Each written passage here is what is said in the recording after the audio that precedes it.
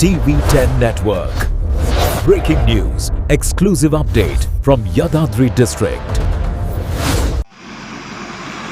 ఉద్యమంలో ఆ రోజైనా సరే ఆ రెండు సంఘాలు కూడా కలిసి ఈ రోజు ఏ విధంగానైతే మనందరం మహాధర్నాకు హాజరయ్యామో భారం దేవిస్తారు ఏం చేస్తున్నారు, వాళ్ళు ఏం లబ్ధి పొందుతున్నారు, వాళ్ళు రాజకీయంగా ఎమ్మెల్సీల కోసం పోరాడుతున్నారంటే తప్ప ఇలాంటి ధర్నా కార్యక్రమాలు నిర్వహించినప్పుడు వారిని ప్రశ్నించాల్సిన అవసరం ఉంది.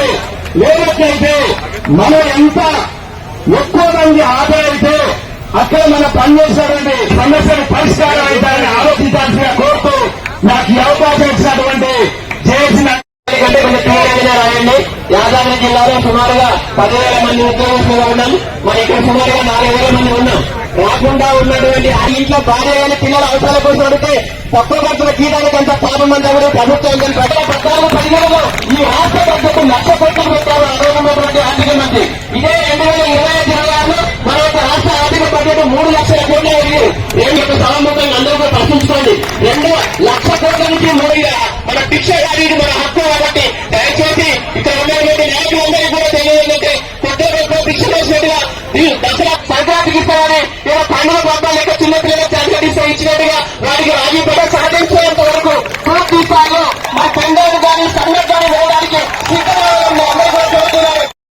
అపరిష్కృతంగా ఉన్న సమస్యలు ఈ ప్రభుత్వం హామీ ఇచ్చిన 2 సంవత్సరాలకెళ్ళి అనేక సమస్యలతోటి ఈ రాష్ట్రంలోని లక్షలాది మంది ఉద్యోగులు, ఉపాధ్యాయులు, గెజిటెడ్ అధికారులు, పెన్షనర్లు, కార్మికులు అనేక సమస్యలను ఎదుర్కొంటున్నారు. అనేక విధంలో గతంలో ఆందోళన కార్యక్రమాలను ఇచ్చిన అప్పటికప్పుడు రాష్ట్ర ముఖ్యమంత్రి మమ్మల్ని పిలిచారు.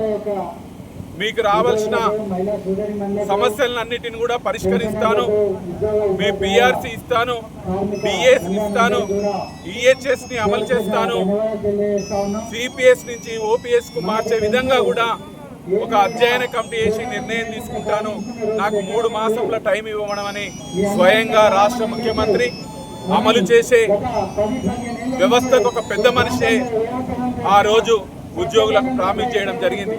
దాన్ని నమ్మి మేము 6 మాసంలో ఎలాంటి ఉద్యమాలు లేక మా ప్రాథమిక ఉద్యోగులకెళ్ళి ఎంత ఒత్తిడి వచ్చినా కూడా ప్రభుత్వం మాకు హామీ ఇచ్చింది.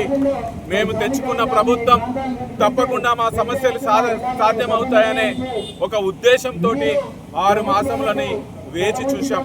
అయినప్పటికీ కూడా ఒక్క సమస్య పరిష్కారం కాకపోగా మేము కంట్రిబ్యూట్ చేసిన ఈహెచ్ఎస్ కూడా సరి అయిన పద్ధతిలో ఇవాళ అమలవుతలేదంటే ఉద్యోగుల పట్ల ప్రభుత్వానికి నిర్లక్ష్యం ఉందని మేము భావించి ఇవాళ పెద్ద ఎత్తున కార్యాచరణ ఇచ్చాం.